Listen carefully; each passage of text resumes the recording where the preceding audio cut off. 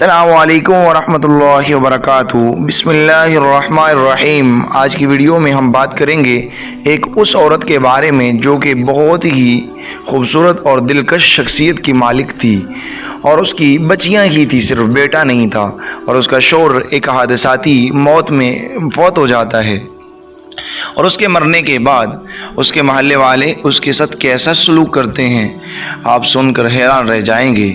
آپ کی آنکھیں بہتی نہیں روک پائیں گی، اور پھر وہ عورت حالات سے مجبور ہو کر کیسے خود بازار حسن تک پہنچ جاتی ہے، اور خود ایک وہ دن بھی آتا ہے، اس سورج نے وہ بھی دن دیکھا کہ وہ عورت جسم فروشی پر مجبور ہو جاتی ہے۔ جسم فروشی کرتے کرتے اس کی عمر جب ڈلتی ہے، پھر وہ بھی دن اس سورج نے دیکھا کہ اس نے اپنی خود بچیوں سے یہ دندہ کروانا شروع کر دیا۔ تو ناظرین، چلتے ہیں، یہ سب حقائق جاننے کے لیے آپ کو شروع سے اینڈ تک ہماری ویڈیو کو دیکھنا ہوگا۔ اب چلتے ہیں اپنی اس ویڈیو کی جانب۔ میں ایک پیشہ ور عورت ہوں، مجھے کوئی کسبی پکارتا ہے، کوئی رنڈی اور کوئی ٹیکسی، میرا پیشہ جسم فروشی ہے۔ میری ہر رات گھر سے بہر گزرتی ہے، میرا پالا رنگ رنگ کے مردوں سے پڑتا ہے، میرے نصیب میں عزت کے نام پر کچھ بھی نہیں ہے۔ مجھے تحقیر کی نظر سے دیکھنے والے لوگ صرف یہ جانتے ہیں کہ میں خراب عورت ہوں، انہوں نے کبھی یہ جاننے کی کوشش نہیں کی کہ میں ماں کی کھوک سے تو خراب نہ تھی۔ مجھے خراب کس نے کیا؟ میرا بھی ایک گھر تھا جہاں میں اپنے ماں باپ اور 3 چھوٹی بہنوں کے ساتھ رہتی تھی۔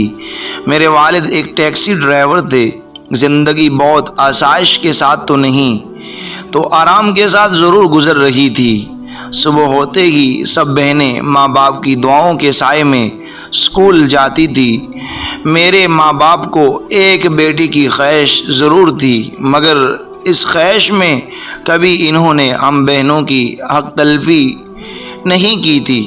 میں سب سے بڑی تھی، میٹرک کے امتحانات سر پر تھے، اور میں ہر بار کی طرح اس بار بھی اچھے نمبر حاصل کرنے کے لیے سخت ترین محنت کر رہی تھی۔ اس دن اسکول سے واپسی پر خبر ملی کہ میرے والد کو ڈاکوؤں نے ٹیکسی چھینتے ہوئے گولی مار کر ہلاک کر دیا ہے۔ لوگوں کے لیے تو یہ ایک صرف خبر یا ایک حادثہ تھا، مگر ہمارے گھر کی بربادی کا یہ آغاز تھا۔ میری ماں ایک خوبصورت اور نیک عورت تھی، اس کا جسم بہت ہی دلکش تھا۔ محلے والے تو پہلے سے ہی میری ماں پر نظر رکھتے تھے اور موقع کی تلاش میں رہتے تھے۔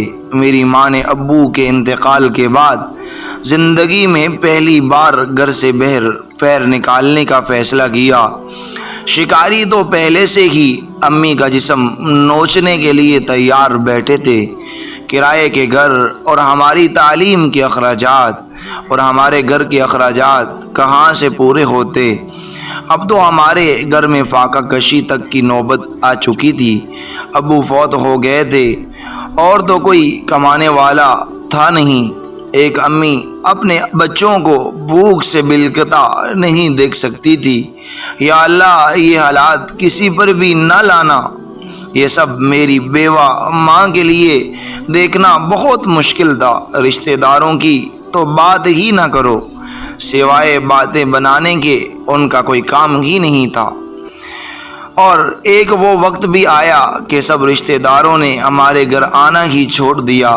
کبھی کبھی ہم اپنی ماں سے پوچھتی تھی، امی، پھوپھو، ماسی، چاچی، ماموں، چاچا کے بارے میں کہ امی وہ اب ہمارے گھر کیوں نہیں آتے؟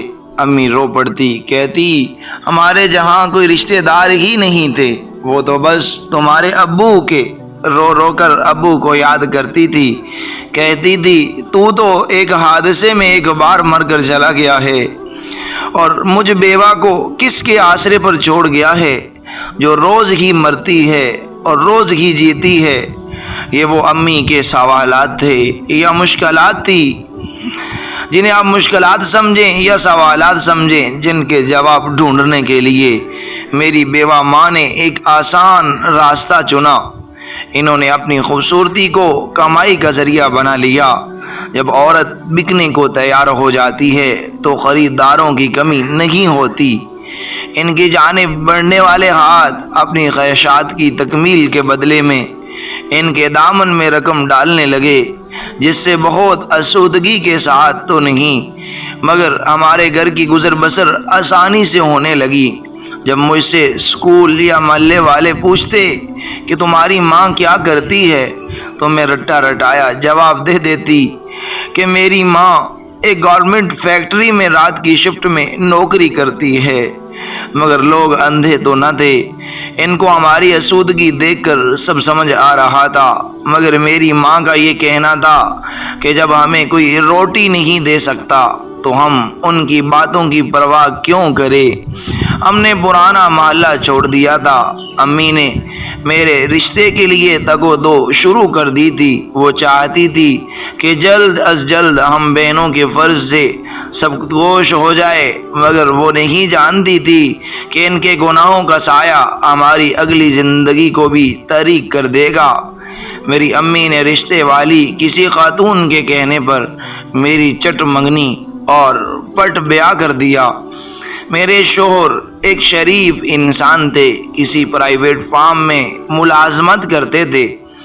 ان کو بھی یہی بتایا گیا تھا کہ میری ماں ایک فیکٹری میں ملازمت کرتی ہے۔ شادی کے شروع کے دن بہت حسین تھے، وہ میرا بہت خیال رکھتے تھے، مگر پھر آہستہ آہستہ ان کے کانوں تک بھی میری ماں کے پیشہ کرنے کی بات پہنچنے لگی۔ جب انہوں نے مجھ سے دریافت کیا تو میں ان سے کچھ نہ چھپا سکی۔ میں نے ان کو ابو کے مرنے کے بعد کے حالات اور میری ماں کے گھر سے باہر نکلنے کی ساری وجوہات بتا دی، مگر وہ اس بات کو تسلیم کرنے کو تیار نہ ہوئے کہ ایک قصبی عورت کی بیٹیاں شریف کیسے ہو سکتی ہیں۔ نتیجے کے طور پر انہوں نے مجھے گھر سے نکال دیا اور میں حاملہ حالت میں اپنی ماں کے گھر آ کر بیٹھ گئی۔ کچھ دنوں کے بعد جب میں نے ایک بیٹی کو جنم دیا تو اس کے ساتھ میرا طلاق نامہ اور یہ الزام کہ یہ بیٹی میری نہیں ہے مجھے تھما دیا گیا۔ شروع میں میری ماں نے میرے اخراجات اٹھائے، مگر اب ان کی عمر نے ڈلنا شروع کر دیا تھا، اور پیشہ ور عورتوں میں ڈلتی عمر کی عورت پیشہ کرتی نہیں بلکہ کرواتی ہیں۔ اب گھر کے، بہنوں کے، اپنی بیٹی کے اور اپنی ماں کے اخراجات پورے کرنے کی باری میری تھی۔ میرے پاس اس کے علاوہ میری ماں نے کوئی راستہ نہیں چھوڑا تھا، لہذا مجھے بھی وہی سب کچھ کرنا پڑا جو میری ماں کرتی تھی۔ میری بہنوں نے بھی اب رشتوں کی آس چھوڑ دی تھی۔ وہ جانتی تھی کہ ان کا بھی مستقبل یہی ہے۔ مجھے سمجھ نہیں آتا کہ لوگ ہمیں تو جسم فروش، کسبی، رنڈی جیسے ناموں سے پکارتے ہیں، مگر جو ہمارے خریدار ہوتے ہیں ان کو کیوں کسی نام سے نہیں پکارا جاتا؟ اگر جسم بیچنا ایک برا دھندا ہے اور جسم بیچنے والیاں دن کی روشنی میں بھی عزت کی حقدار نہیں، تو پھر جسم خریدنے والے دن کے اجالوں میں کیسے عزت دار بن بیٹھتے ہیں؟ خدا را اگر کسی مجبور کی مدد نہ کر سکو تو اس کی مجبوری سے ناجائز فائدہ مت اٹھانا اور اس کا مذاق مت اڑانا۔ ناظرین، یہ ویڈیو جو کہ حقیقت پر مبنی ہے، سچ پر مبنی ہے، اس سے ہمیں سبق یہ حاصل ہوتا ہے کہ ہمیں مجبور کی مدد ضرور کرنی چاہیے۔ ہو سکتا ہے کہ ہماری مدد سے وہ مجبور کتنے گناہوں سے بچ جائے، جن گناہوں تک اس کو مجبوریاں کھینچ کر لے جائیں گی۔ ہو سکتا ہے کہ ہمارے چند پیسوں، ہماری تھوڑی سی ہیلپ کی وجہ سے وہ ان تمام گناہوں سے بچ سکے، اور ہمیں کبھی بھی کسی کے اوپر تانا کشی، باتیں بنانا یہ سب نہیں کرنا چاہیے۔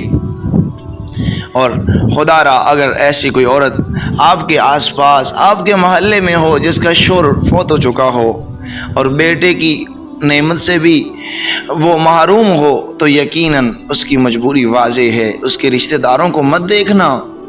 یہ رشتہ دار، یہ بھی میں نہیں کہتا کہ سارے ہی ایسے ہوتے ہیں، لیکن یقین کریں کہ تقریباً 100 میں سے 98% ایسے ہی ہوتے ہیں جو بجائے اس کے کہ اپنے کمزور اور لاچار رشتہ داروں کی مدد کریں، وہ ان کی اس حالت کا مذاق اڑاتے ہیں۔ خدا را مذاق مت اڑانا۔ اور آپ کے آس پاس ایسے کچھ لوگ بستے ہوں ان کی